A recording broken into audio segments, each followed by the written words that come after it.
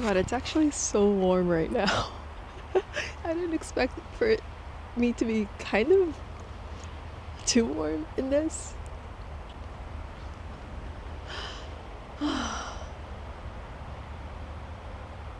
The cheddar's also out here, outside of the frame, in my neighbor's yard. He's happy too.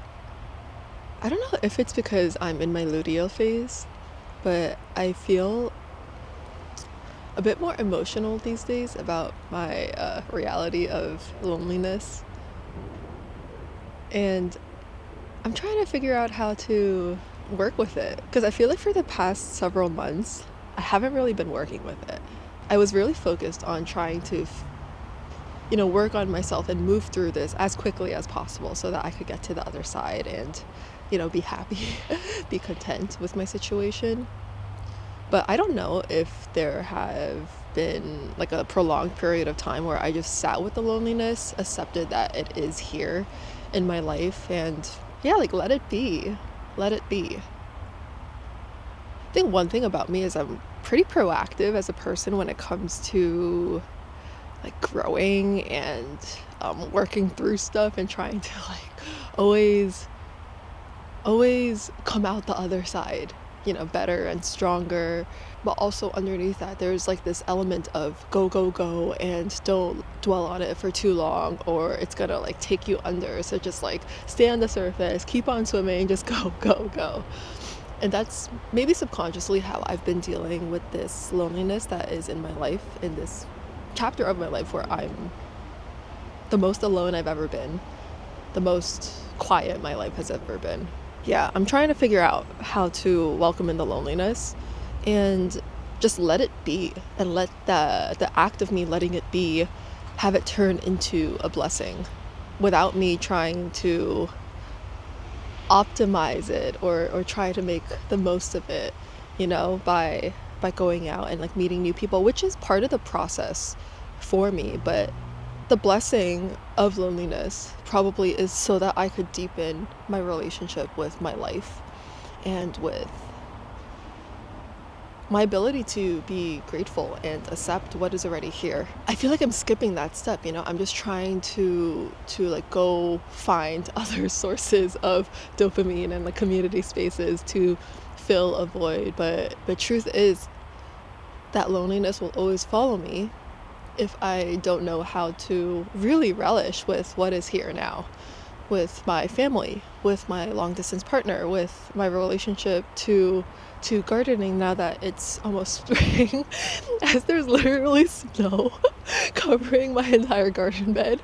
But in like a few weeks, the garden bed's gonna be exposed. I made this decision to completely move on from my past community and just like really marinate in my own energy, marinate in my own values and what I want to create, because I knew that that's what I needed. And I feel like this is the process. This is part of the process that I'm trying to skip. It's like, no, instead of me trying to put more stuff back into my life to avoid feeling the fullest capacity of the emotion of loneliness, can I just sit with it? Can I just sit with it and let that teach me what it needs to teach me? And one thing for sure is that this isn't forever. Like everything, this is temporary. So why am I trying to run from it if I know that eventually it's going to come to an end? No, eventually, like this is not going to stay a part of my life for the rest of my life, because my intention is for it to not to. There's this phrase that I learned in a class about metta or loving kindness. And this phrase goes like, may I find stillness in the midst of change. May I find stillness in the midst of change.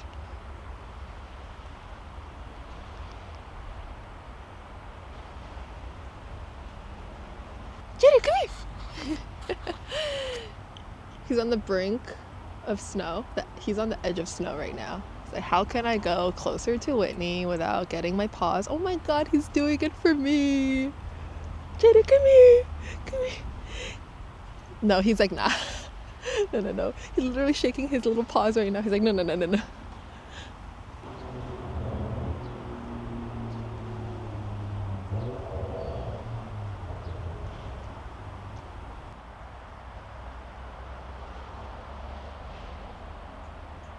I think instead of focusing on hanging out with other people in order to make myself feel, more connected, I want to normalize taking myself out on these solo adventures, because I love my own company.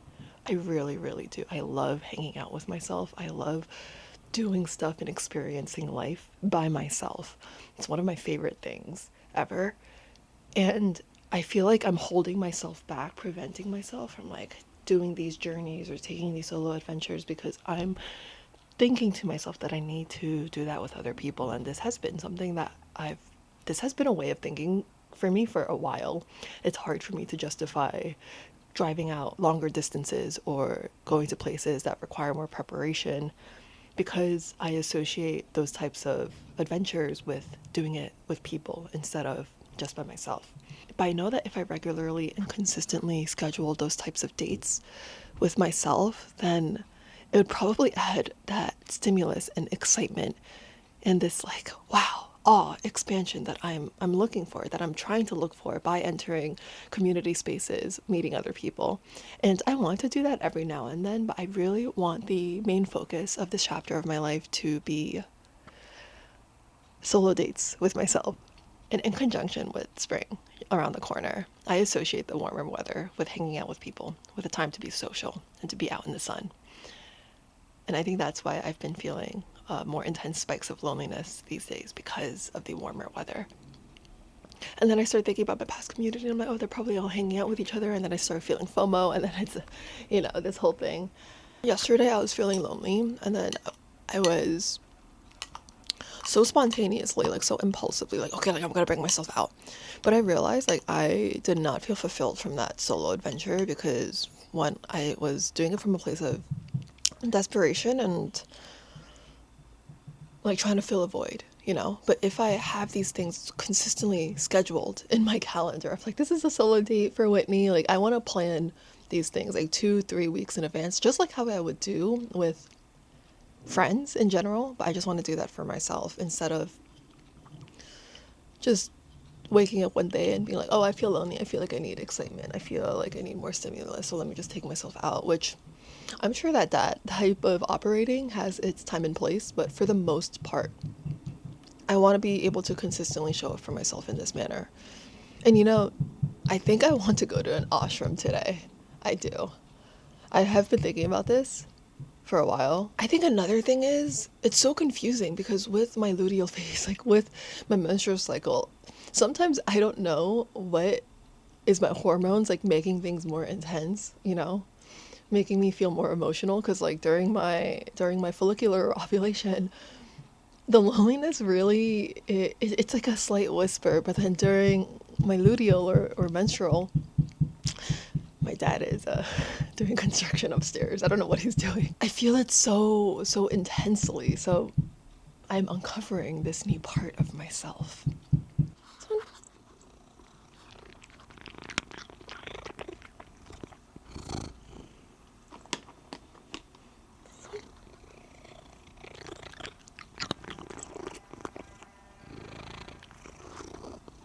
Yeah, kitty. Someone. Okay.